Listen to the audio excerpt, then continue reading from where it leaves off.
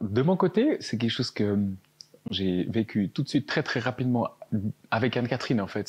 C'était partagé. Donc j'ai pas beaucoup réfléchi à ma situation personnelle en tant qu'homme. C'était plus quelle est notre situation en tant que couple finalement. Et ça a été quelque part presque plus facile du coup de tout de suite être porter ça entre guillemets à deux. Et notamment au travers du fait que apparemment justement l'explication de notre infertilité était liée à des facteurs autant masculins que féminins. Donc, je crois qu'on était dans la même dynamique, on se portait l'un l'autre. Au début, je crois qu'on a été tentés de se dire voilà, est-ce que c'est plus lié à toi ou lié à moi, au fait que physiquement, hein, le fait que ça se passe pas. Puis on a très rapidement décidé ensemble de dire mais on n'est pas dans des questions de responsabilité de l'un ou de l'autre. On vit ça ensemble, on partage ça ensemble et on traverse les tempêtes ensemble et dans le meilleur des cas, on gagne ensemble après. J'en ai pas tout de suite parlé avec les amis. J'ai quand même pris un moment pour prendre conscience que on pouvait en fait parler de ça. Ça a été par étapes comme ça. Par exemple, je pense de réaliser que c'était... Alors d'une part que j'avais vraiment besoin de partager ça avec mes amis et d'autre part que c'est ok entre guillemets d'en parler parce que c'est vrai que on a comme l'impression que c'était assez tabou. En tout cas là où on habite et puis dans la région où on habite. Et puis ça a été un peu par étapes. Par exemple, Anne-Catherine a eu l'occasion, ma femme, de partager un peu son vécu sur un blog, comme un peu une toute première étape un petit peu où on s'ouvre un petit peu, où on s'est ouvert par rapport au thème. Et elle a commencé aussi à en parler avec ses amis à elle. Et moi, ça m'a aussi un petit peu gentiment permis de m'ouvrir. Et ce qui était intéressant, c'est que après le programme Fertile nous a permis aussi souvent de l'aborder parce que les gens, quand ils posaient la question de pourquoi est-ce qu'on mange un peu différemment, c'était une perche formidable qui nous tendait pour un petit peu parler de la motivation de fond qu'on avait. Certaines personnes ont été très ouvertes, puis ont vraiment un peu creusé, puis d'autres amis m'ont juste dit ah bon, et puis ça n'a pas été plus loin que ça. Mais j'ai pu oser en parler. Ouais. J'ai pas eu l'impression, non. J'ai heureusement le privilège de me sentir bien dans ma peau en tant qu'homme à la base et j'ai pas eu l'impression que ce facteur-là déterminait ma virilité. C'est un privilège d'avoir pu aussi construire quelque part ma masculinité sur d'autres choses. J'ai eu beaucoup d'exemples quelque part dans ma vie d'hommes qui ont été des exemples pour moi et c'est un privilège encore une fois et qui m'ont permis de construire aussi sur d'autres choses que ça.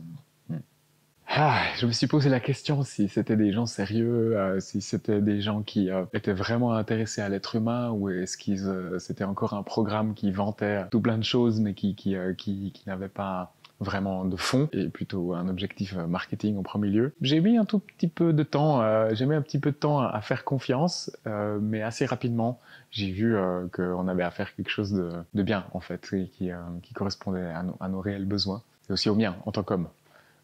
Je pense que ça s'est assez bien passé, et notamment au travers du fait qu'on avait vraiment choisi ensemble de suivre ce programme. Et puis que c'était un vrai projet de couple et pas que le projet de ma femme, entre guillemets. Et ça a aidé à ce que je puisse assez facilement décider de participer parce que j'étais convaincu de faire ça en fait et qu'on a pris cette décision ensemble de faire le programme, de suivre ce programme. Donc ça m'a demandé de vraiment un peu changer mon mode de vie, ça m'a demandé de toujours revenir un peu à la vision de pourquoi est-ce qu'on le faisait. Je crois que on a vécu ça un peu de la même manière, c'est-à-dire quand dans les moments où on s'est dit mais est-ce que vraiment on a besoin de prendre tous ces compléments alimentaires chaque matin, est-ce que vraiment on a besoin d'être aussi carré sur certains points dans l'alimentation. On a pu l'un et l'autre chaque fois se remotiver aussi l'un l'autre et se dire mais on sait pourquoi on le fait, pourquoi est-ce qu'on le fait. Je crois, si je suis honnête, au travers du fait que ma femme Anne-Catherine a été très organisée autour de la manière de cuisiner par exemple, a prévu les choses en avance. Moi j'ai aussi participé, mais elle a comme proposé un cadre pour ensemble avancer dans ce projet qui au niveau logistique, moi, m'a beaucoup aidé. C'est-à-dire, on a prévu certains repas en avance, par exemple, plutôt que d'organiser le jour même. On a cuisiné. Typiquement, on a cuisiné, par exemple, des très grosses quantités pour pouvoir après prendre avec à midi un Tupperware avec ce qu'on avait cuisiné et qui correspondait à nos objectifs. Vraiment pris des moments pour réfléchir ensemble à comment est-ce qu'on pouvait concrètement manger des choses qui étaient recommandées. Ça n'a pas été tout facile. Moi, j'ai par exemple j'ai eu l'habitude de manger dans des cafétérias à midi entre deux clients et puis il fallait un petit peu réfléchir à comment est-ce que je pouvais faire ça autrement. J'ai beaucoup mangé souvent des sandwichs à l'emporter. Ça, j'ai dû vraiment changer cette manière de faire. Alors, heureusement qu'il y avait les sandwichs au riz sur lesquels je pouvais me rabattre. Ouais, Je crois que ce cadre qu'on s'est proposé ensemble et d'avoir pu mettre les moyens au niveau de l'organisation de nos repas, ça a aidé.